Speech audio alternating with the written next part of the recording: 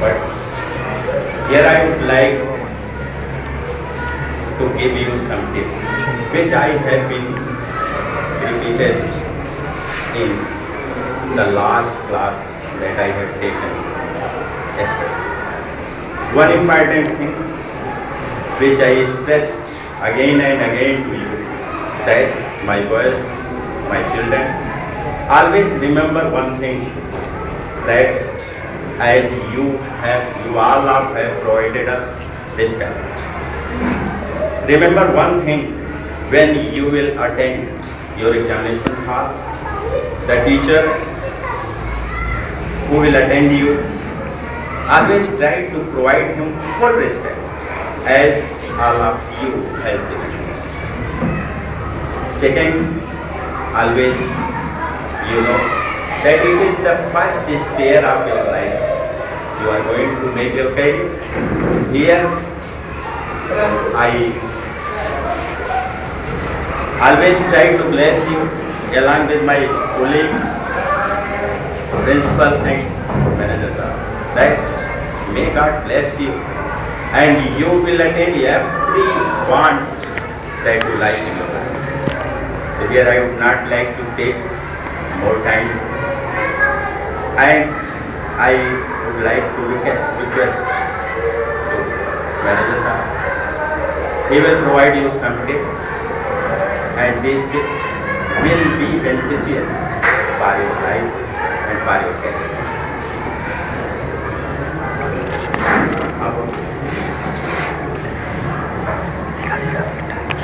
हमारे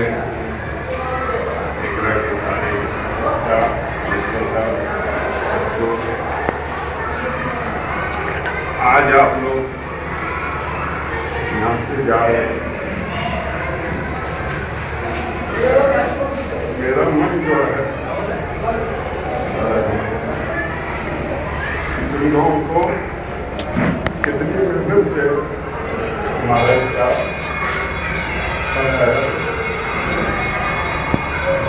खुशी होती है कि हमारे यहाँ से बच्चे जाते हैं,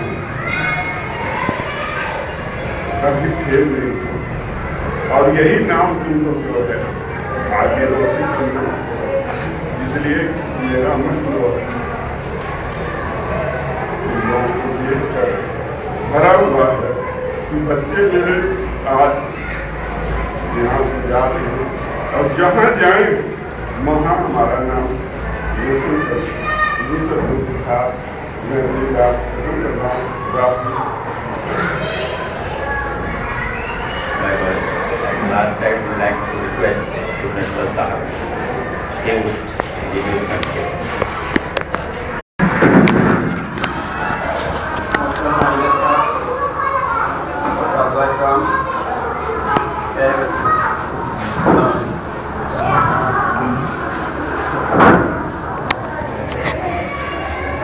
प्यारे बच्चों, हर स्कूल की रवायत रही है, जब प्राइमरी क्लास के बच्चे स्कूल गए होते हैं तो उनके छोटे भाई उन्हें अलविदा करते हैं, और इसी रवायत के मुताबिक आज हम लोग यहाँ इकट्ठा हुए।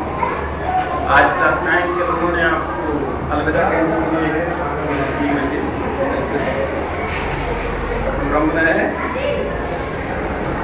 इस मौके पर बड़ी खुशी भी हो रही है और उसके साथ साथ तकलीफ भी है। खुशी इस बात की है बेटा कि आज आप पहली तालीम की पहली मंजिल पर क्रॉस करने जा रहे हैं। तालीम की पहली मरहले को आप तय करने जा रहे हैं, खुशी इस बात की। लेकिन उसी के साथ जो तकलीफ है इस बात का कि आज 10 साल तकरीबन हमारे साथ आता है और आप इस बात का गम भी है, लेकिन उससे कहीं ज़्यादा खुशी है बेटा कि आज आप तालीमी मरहले की पहली मंजिल को तय करने जा रहे हैं। इस मौके पर आमतौर से ये होता है कि आपके टीचर्स लोग आपको कुछ इस मौके पर टिप्स देते हैं, सुझाव देते हैं, और इस उम्मीद से तो आप सुझाव बिल्कुल गिरह में बांध लेंगे, बिल्कुल नसीब कर लेंगे। आपने देखा होगा कि घर का कोई बड़ा आदमी कहीं सफर पर जाता है तो बहुत कुछ समझाता रहता है, लेकिन प्लेटफॉर्म पर स्टेशन पर जो पहुंचता है तो अपने बच्चों को, अपने घर के लोगों को छोड़ने जाते हैं, उनको कुछ 2-4 बातें बताता है स्टेशन पर पहुंचने के बाद, और वो बातें कुछ ज़्यादा वहाँ रहने वाले, सुनने वाले लोग ज़्यादा उसको अहमियत देते हैं।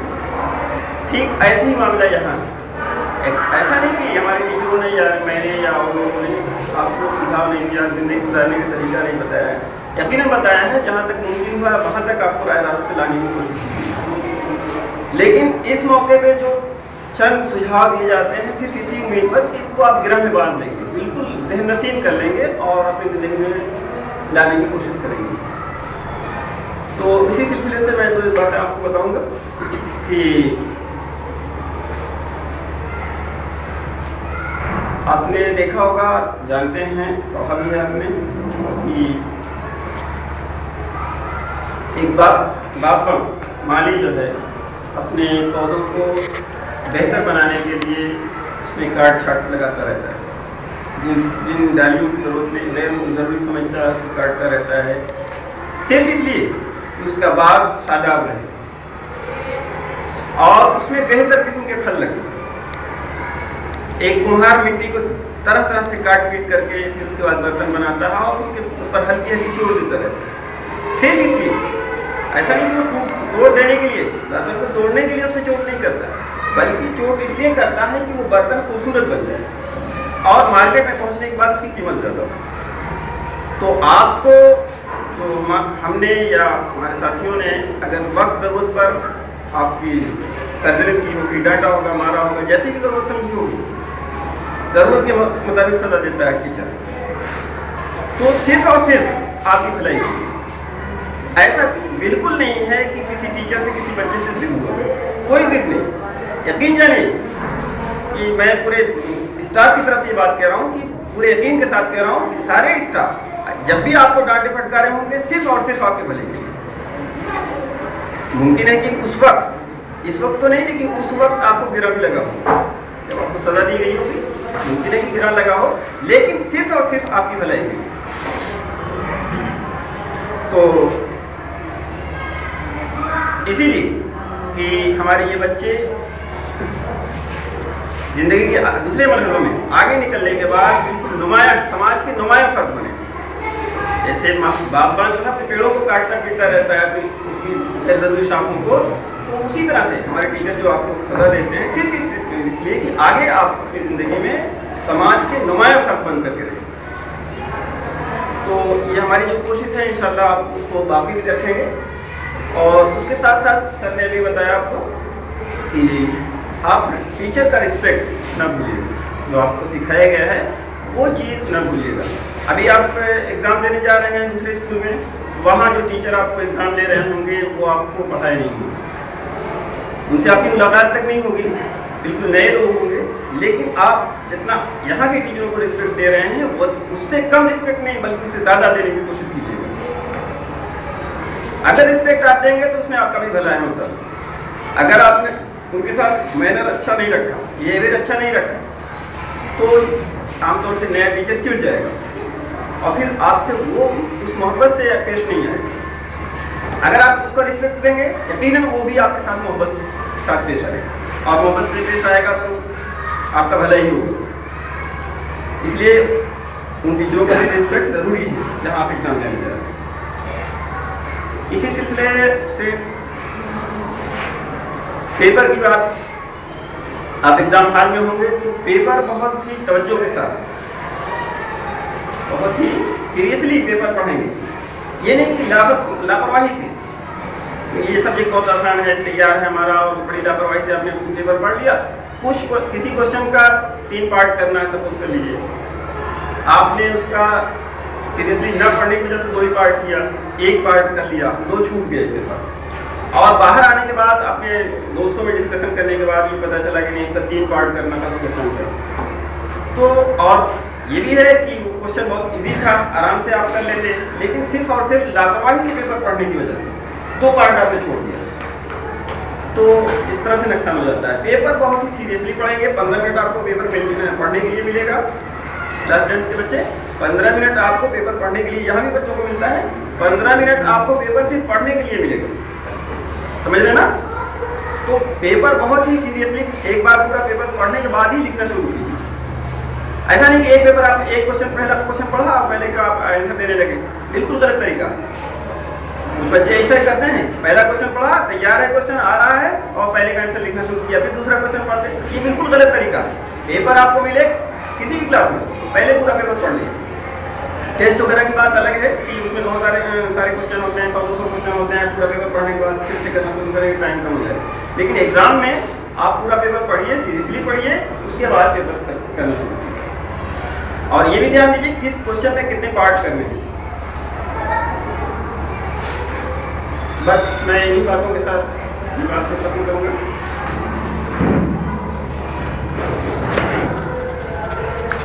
My words. In the morning assembly, Mohammad Faisal has presented recited Islam. Some of you were not present at that time, and I know that most of you desired once again to hear the book. I would like to invite Mohammad Faisal. Please come here and recite your poem once again.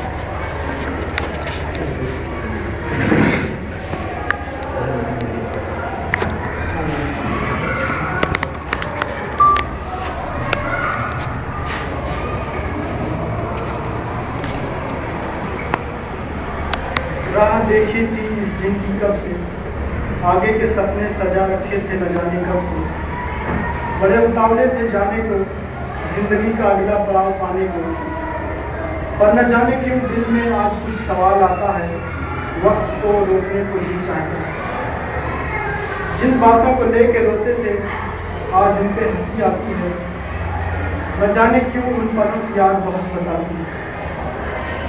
कहा करता था बड़ी मुश्किल से 10 साल सह गया, पर आज न जाने क्यों लगता है कि कुछ पीछे रह गया। कहीं अनकहीं हजारों बातें रह गई, ना भूलने वाली कुछ यादें रह गई। कौन रात भर जाग कर साथ पढ़ेगा, ऐसे दोस्त कहाँ मिलेंगे जो खाई में धक्का दे और फिर बचाने के लिए खुद खाई में पूछा। कौन पीछे से बुलाकर कहेगा आगे देख भाई, क्या ये दिन फिर से आ पाएगा। 3 गिलास लस्सी पीने की शर्त कौन लगाएगा। कौन मुझे मेरी काबिलियत पर भरोसा दिलाएगा। मेरी खुशी में सच में खुश होगा, मेरे गम में मुझसे ज्यादा गंभीर कौन।